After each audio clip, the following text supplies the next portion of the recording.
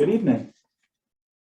On behalf of Wendy Bales, Area C Director, thank you for joining us tonight.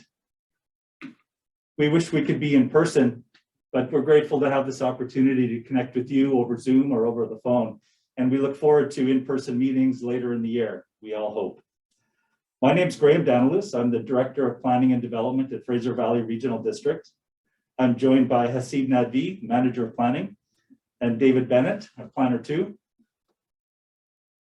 We also have Samantha Leahy listening in tonight from Urban Systems. Urban Systems is our planning consultants in this project. This meeting is the first in a series of meetings, public meetings that we'll have for the Harrison Mills Neighborhood Plan. Tonight is the beginning of what will be about a year-long process. That means we're at the start. We have lots of questions at this point and few answers. Our meeting tonight is the kickoff of the process, and our purpose is to talk with you about what the purpose of the neighborhood plan is, why we're doing it, why we're talking about a neighborhood plan. And we'll chat a little bit tonight about what we know about the neighborhood, what we don't yet know, what we've been hearing through our input, consultation, and discussions to date, and what's going to happen next over the next year or so. This neighborhood plan process will be driven by your input and input we receive from your neighbors and others. And we'll use your input and technical assessments to develop policies and goals and a vision for the Harrison Mills neighborhood. We're starting this process out with an open mind, and we want to hear from you on why you choose to live here, why you might work here or recreate here, what's important to you, and what you see for the future of the Harrison Mills neighborhood. So thank you for joining us tonight, and we look forward to the year ahead, and we look forward to you joining us on this journey. Thank you. Over to David. Thanks, Graham. So I want to start off tonight by answering a couple of questions. One, where is Harrison Mills and what is the plan boundary? So Harrison Mills is part of electoral area C. Harrison Mills is about 2.5 square kilometers in size, and area C is about 4,000 square kilometers in size. This is an image of Harrison Mills taken less than 3 weeks ago. And the plan area is from the log sort south of the highway by the bridge to north of Tappadera Estates to where Morris Valley Road comes back down to the flats. From the foreshore in the east and up the Forest Service Road to the west to where the weir and debris basin is, but not as far as the water bottling plant. So in geological terms, Harrison Mills can be classified as an alluvial fan. It's a very distinct shape. You can see this semicircle. If you want to get really technical, Harrison Mills is located on a proglacial outwash delta, which means it was deposited before Elbow Creek existed. So when we talk about the plant area, it's the Elbow Creek alluvial fan, this area here. So let's talk a little bit more about your neighborhood. The neighborhood is regionally significant for First Nations. It's a gateway for outdoor tourism and recreation. It contains critical wildlife habitat. In your neighborhood, there are about 470 properties. So that's a mix of fee simple properties, Maryland stratas, Crown land leases, Crown land, there's FVRD Park. In terms of infrastructure in your neighborhood, there's the Elbow Creek Dike, the FVRD water system, FVRD sewer system, Harrison Mills transfer station, as well as the private water systems and private sewer systems. We've got Highway 7, Chehalis Forest Service Road, boat launch, some of the environmental features in the plan area, trails and walking areas, Elbow Creek, significant bald eagle habitat. This is the salmon stronghold. In terms of land uses in the plan area right now, mostly single family residential, but there's also vacation residential, camping, local commercial, pub, forestry, log sort, and golfing.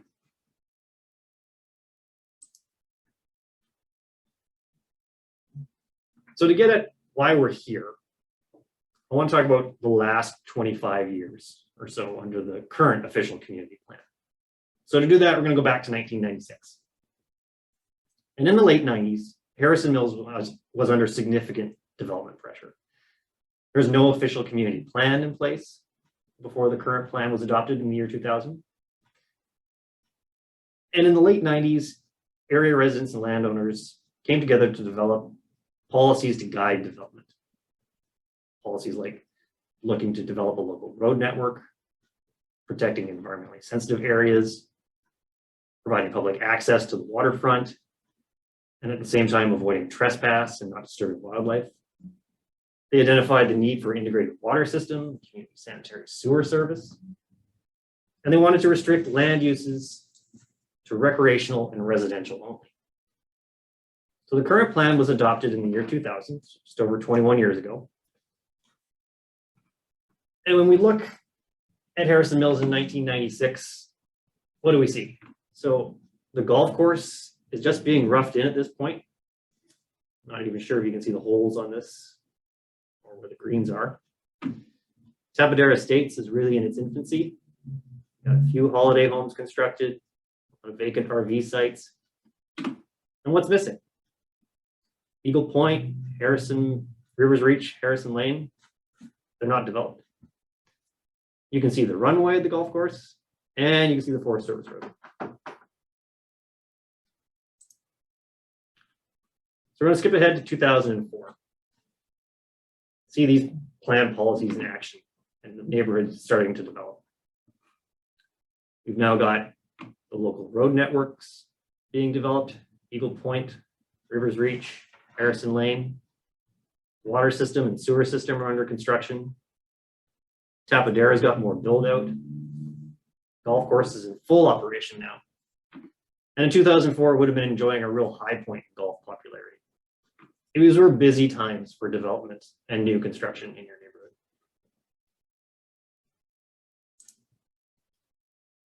So now it's 2007. And I've just started working at the FVRD. So these are some pictures taken actually on my 25th birthday on one of my very first site inspections. And I was in the neighborhood to see planning policies in action. We were looking at the local road networks, reviewed flood construction requirements for the new homes that were being built. So looking at your elevated concrete foundations, looking at the Elbow Creek Dike. And because this was June, the water in the Harrison is high, it's freshet season. And probably had some fry swimming around in this area here. I'm actually standing on the community park trails behind Rivers Reach and Eagle Point. Photo on the left, this is a vacant lot yet to be built on, but what it really shows you is the elevation that these lots needed to be filled to achieve flood construction levels. Again, in the 2007 in June, looking at stamped concrete retaining walls, construction's going on, lots are being built on. Again, it's a busy time. That boom didn't last, however. And in 2008, with the recession, construction really slowed. Didn't see a lot of uptick in lot sales as well. Golf was also impacted, and we saw a downturn in golf across the province. We saw this in other areas of the FVRD as well. If you're familiar with South Cultus, there was a golf course there called Aquadel.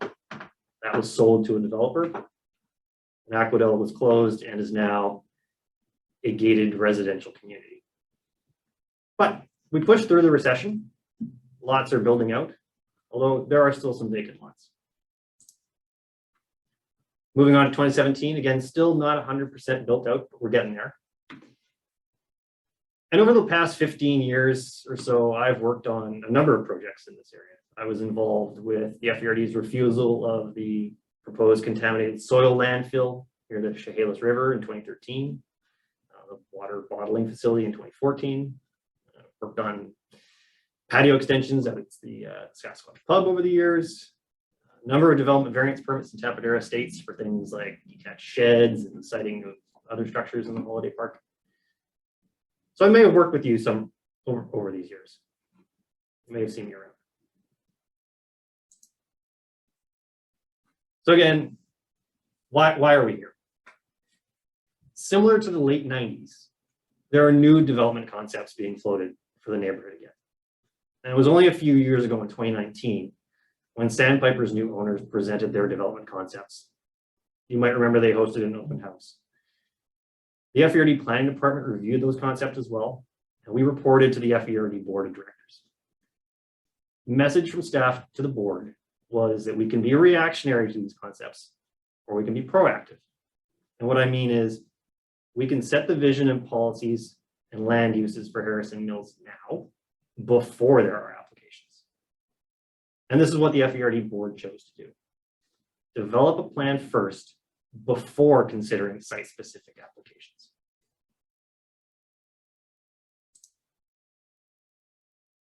So what is a neighborhood plan? Let's talk about that for a minute.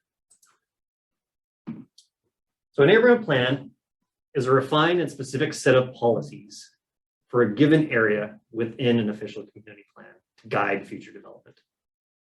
Looking for some policy examples, you could think of things like riparian protection or protection from geohazards, parks and trail connections.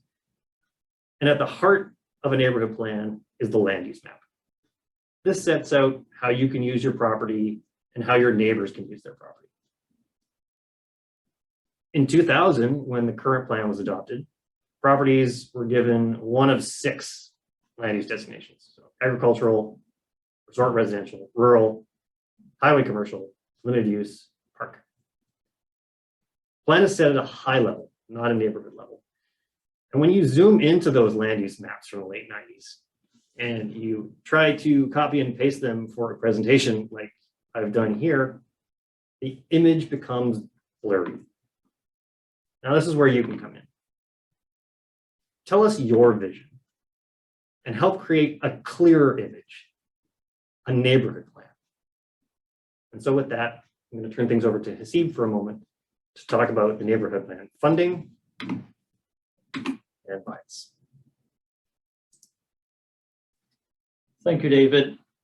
So let's talk about how Harrison Mills neighborhood plan was funded. This is a common practice in BC for developers to fund neighborhood plans, surfacing plans, or surfacing upgrades where the developer has an interest on the land. So it is done so that the cost is borne by the developer and not the existing taxpayers. So Sandpiper has funded the neighborhood plan. So how did we get here? In February 2021, earlier this year, the regional district, we issued a request for proposal, which is a competitive process whereby we invite independent consulting firms.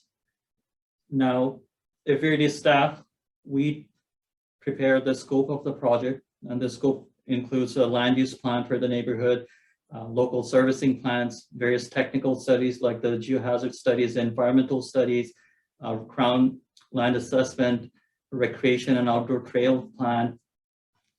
So after receiving in April, after the deadline closed, we received several independent consulting firms. They bidded on the project. FVRD staff undertook an evaluation of all these proposals, and through a competitive process, the board awarded the project to Urban Systems, which was in July.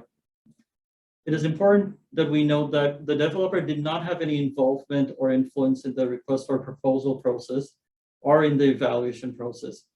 FVRD, along with Urban Systems, will lead, review, and collaborate with the residents to shape the vision of this neighborhood.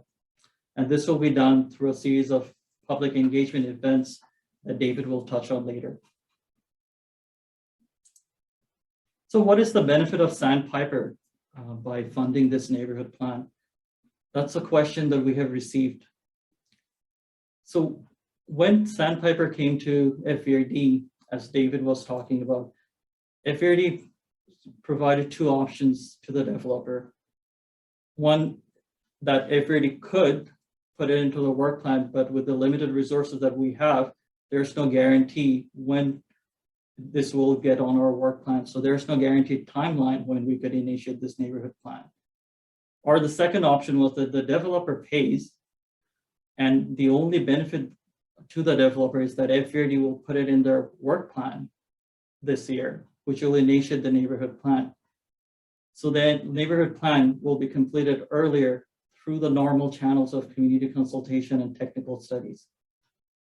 Now, the question of bias came up. We have heard from several residents that the developer, by funding this process, they could have some undue influence in the neighborhood planning process. There's no predetermined outcome of this process. This is actually a very good opportunity for the residents to gather together and provide feedback and shape the neighborhood that you live in. In October,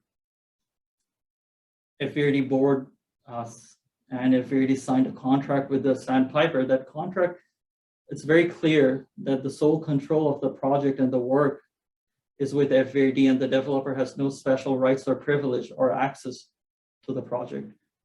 The funding, we have received it before we initiated the neighborhood plan process. And it was done so that there's no ongoing financial relationship with the developer throughout the neighborhood plan process.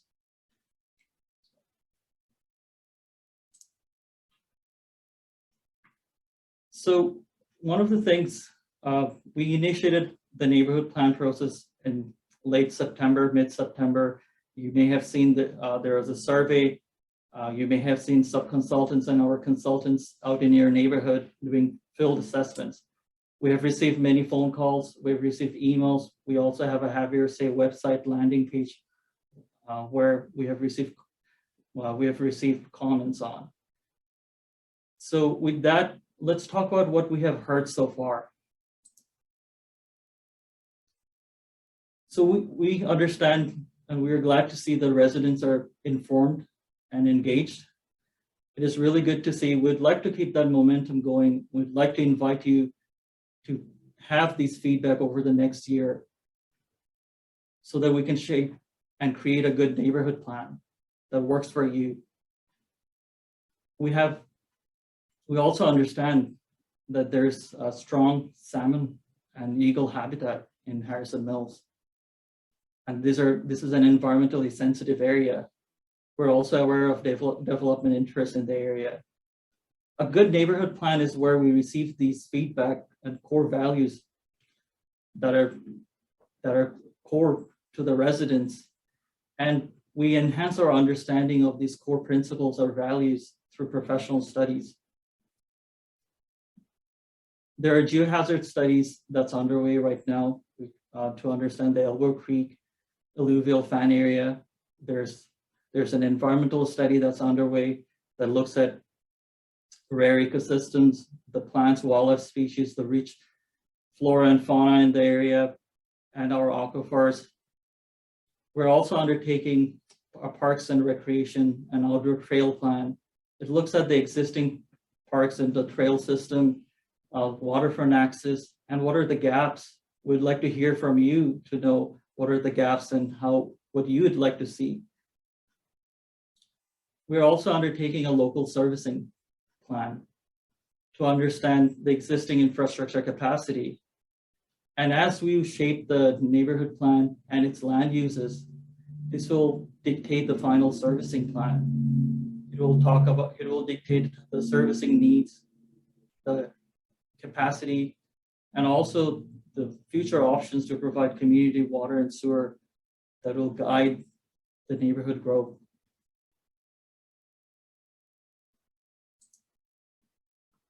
Building on the last slide, we understand that most residents move to Harrison Mills to enjoy the quiet, peaceful nature.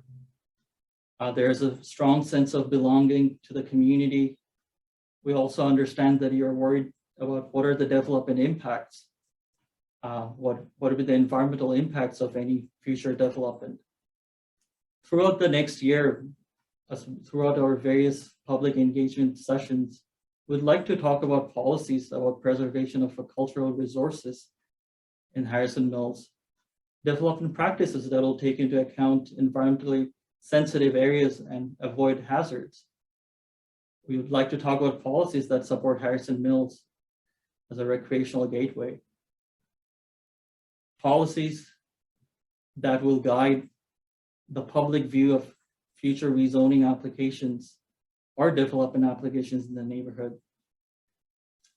This is the time so that the residents help shape the vision so that over the next 20 years where you live, we have those right policies that take the development and help shape this neighborhood.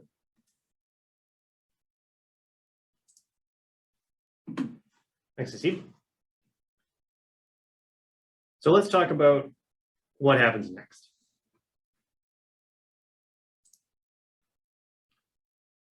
So right now we're in fall 2021, and we're focused on identifying what matters to you. Your input will then set the vision. Land use concepts for the plan area will follow, then policies, finally culminate in a draft plan. Throughout this process, we're going to be coming back to you for review and refinement and to make sure that we're understanding the themes and concepts correctly. The next event is going to be after Christmas, and it's going to be focused on, again, identifying what matters to you. What happens next is going to be up to you.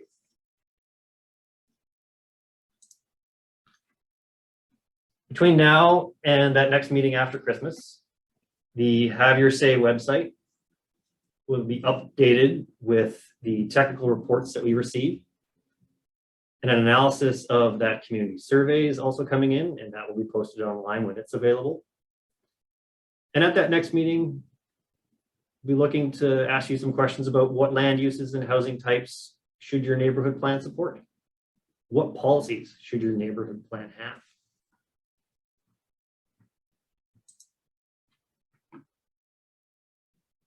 We are not coming to you tonight with a plan. We do not have a land use map. We do not have policies drafted. We need your input to shape what happens next. So if we look back at 1996, area residents then helped develop the policies for the current official community plan.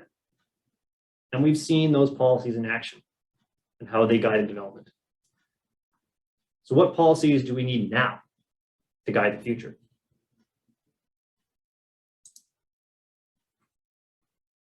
We're going to be moving into comments and questions in a couple of moments here. I think we're still on track, only 25 minutes. So questions you might want to ask, that I want to ask you are, what are your values? What is your vision for the future of your neighborhood? What needs to be improved? And what are we missing?